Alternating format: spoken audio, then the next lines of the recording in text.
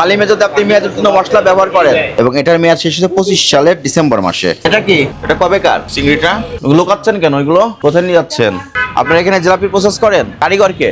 হাইড্রোস কোথায়? হাইড্রোসটা বের করেন। 5 তারিখে মেয়াদ দিয়েছেন, 7 তারিখ পর্যন্ত। আজকে কয় তারিখ? 8 তারিখ।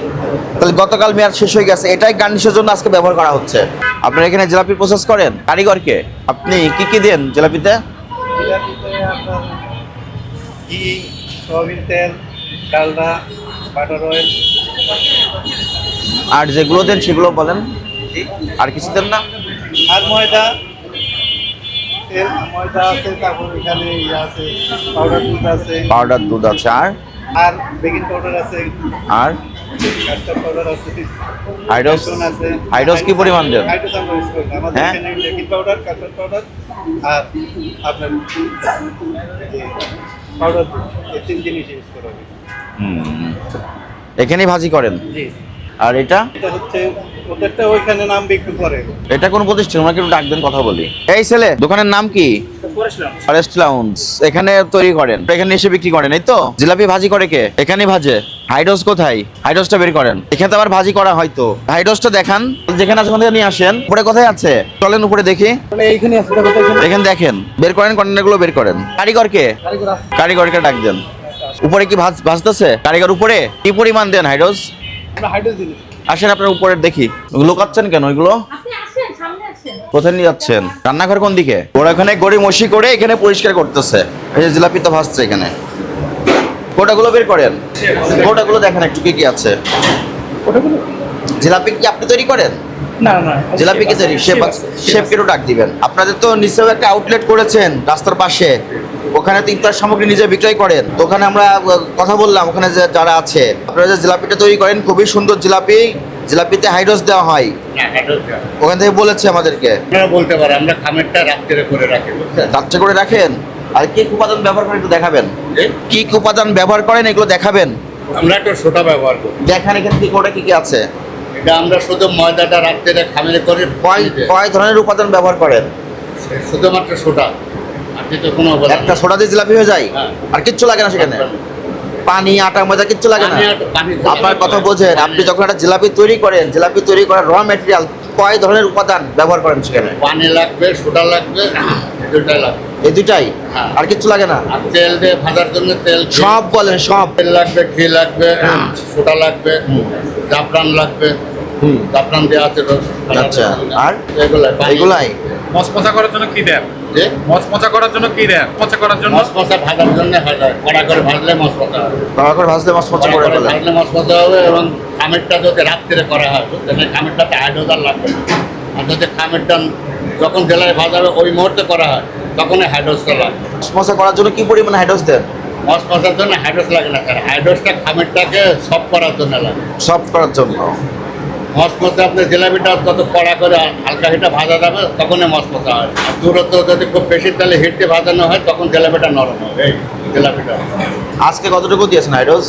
হাইড্রোস দিয়ে নেই, গতকাল? হাইড্রোস তো ব্যবহার করি না আমরা তথ্য পেয়ে তো আপনার এখানে আসছি। আসলে এখন বলতে পারে কেউ, হয়তো আমরা তো ব্যবহার করি না।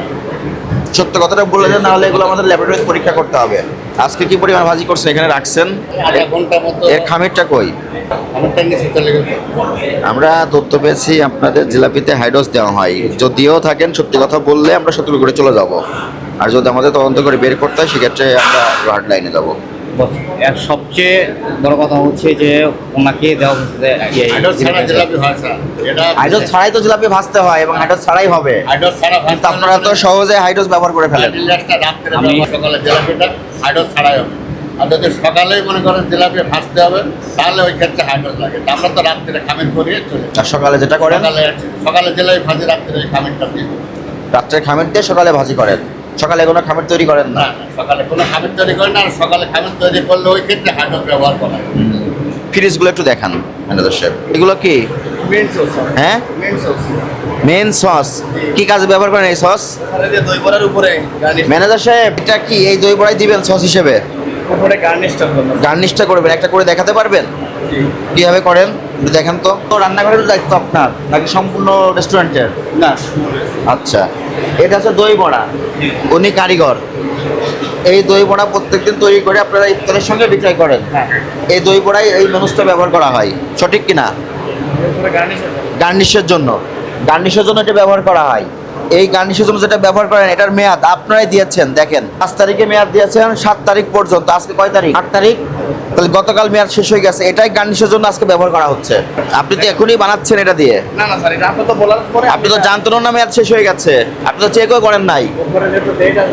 ইউজ করতাম তখন তো উনি কিন্তু চেকও করে নাই, ডেটটা দেখলে তারপর উনি জানেও না মেয়াদ আছে কি নাই। যেটা মেয়াদ শেষ হয়ে গেছে এটা ফেলে দেন, ডাস্টবিনে ফেলে দেন, এখন ডাস্টবিনে ফেলে দেন। টেস্টিং সল্ট ব্যবহার করেন কোন কোন খাবারে? টেস্টিং সল্ট বলবো আমাদের কোনো এই খাবারই তো আমাদের নাই। টেস্টিং ব্যবহার করা হয় এটা কি মশলা? ফাঁকি মশলা। ডেট শেষ হয়ে গেছে না? 9 তারিখ 9 না 7? আমি 7 দেখতেছি, আপনি কি 9 দেখেন? ফাঁকি মশলা, গুঁড়া মশলা। স্যারের কাছে বলেন, আমরা দেখতেছি 7, আপনারা দেখতেছেন 9। থার্ড পার্টি কাউকে দেখান। হ্যাঁ মেয়াদ শেষ হয়ে গেছে না মশলার? এটা কি কাজে ব্যবহার করা হয়?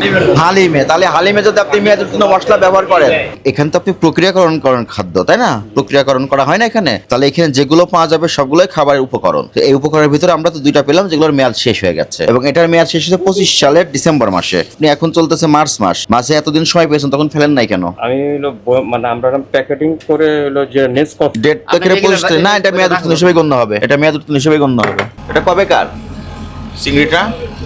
হ্যাঁ বুঝি না।